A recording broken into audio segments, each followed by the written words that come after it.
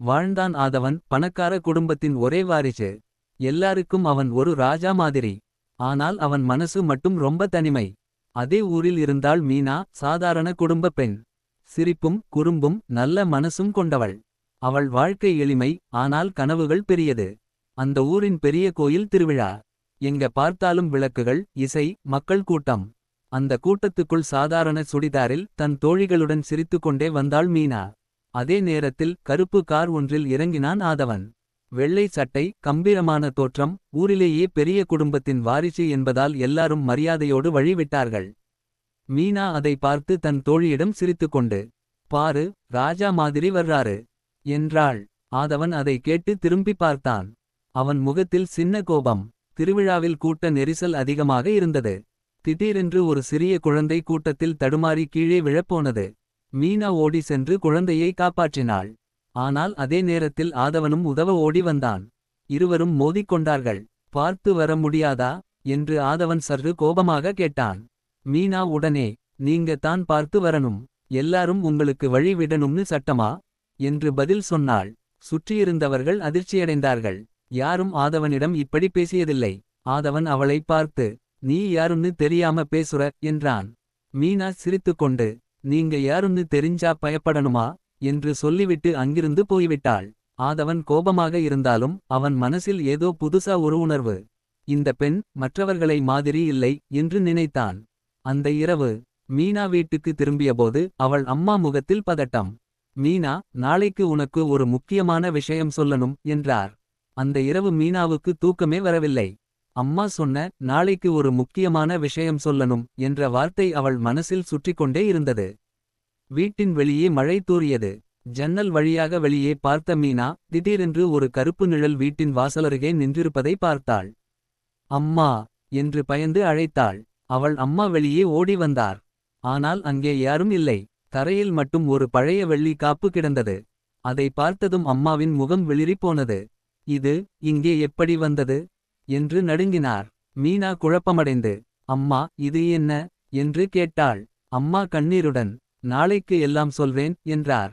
அடுத்த நாள் மீனாவை உட்கார வைத்து அவள் அம்மா ஒரு உண்மையை சொன்னார். மீனா, நீ என் வயிற்று பெண் இல்லை. அந்த ஒரு வார்த்தை மீனாவுக்கு மின்னல் போல பட்டது. என்னம்மா சொல்றீங்க என்று அதிர்ச்சியில் கேட்டாள். அம்மா அழுதபடி, நீ ஒரு பெரிய குடும்பத்தில் பிறந்த குழந்தை. சில எதிரிகளால் உன் உயிருக்கு ஆபத்து வந்தது. அதனால நாங்க உன்னை எடுத்து வளர்த்தோம். மீனாவின் கையில் இருந்த அந்த வெள்ளி காப்பை காட்டி, இதுதான் உன் உண்மையான அடையாளம் என்றார். மீனா உலகமே சுழன்ற மாதிரி உணர்ந்தாள். அதே நேரத்தில் ஆதவன் தன் வீட்டில் இருந்தான். அவன் தாத்தா பழைய புகைப்படம் ஒன்றை காட்டினார். ஆதவா, பல வருடங்களுக்கு முன் நம்ம குடும்பத்திலிருந்து ஒரு குழந்தை காணாமல் போனது. ஆதவன் புகைப்படத்தை பார்த்ததும் அதிர்ந்தான்.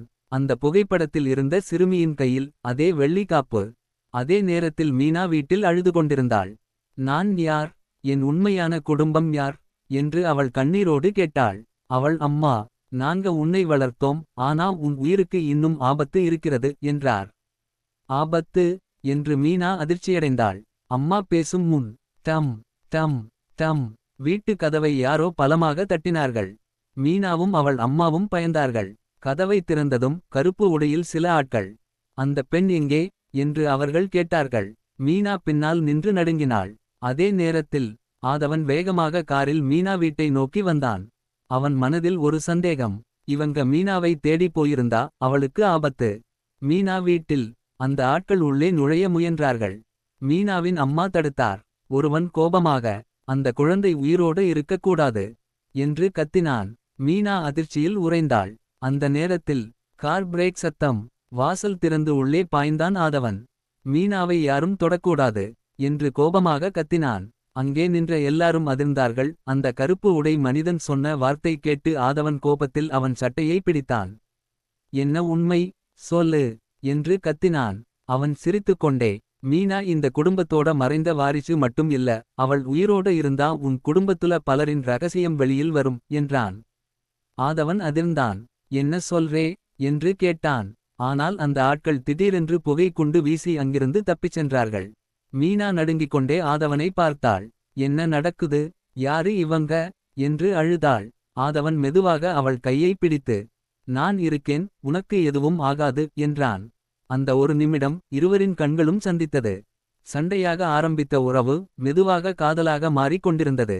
அதே இரவு ஆதவன் மீனாவை தன் அரண்மனை போன்ற வீட்டுக்கு பாதுகாப்பாக அழைத்து வந்தான்.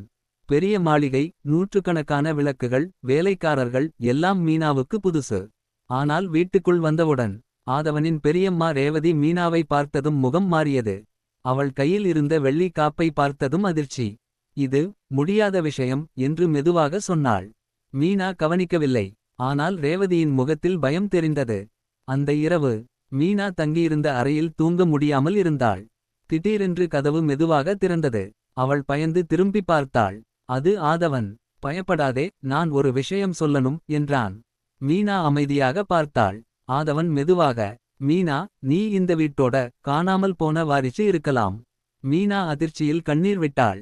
அந்த நேரத்தில் வெளியே நின்று இதை எல்லாம் கேட்டுக் கொண்டிருந்த ரேவதி தன் கையை இறுக்கி பிடித்தாள்.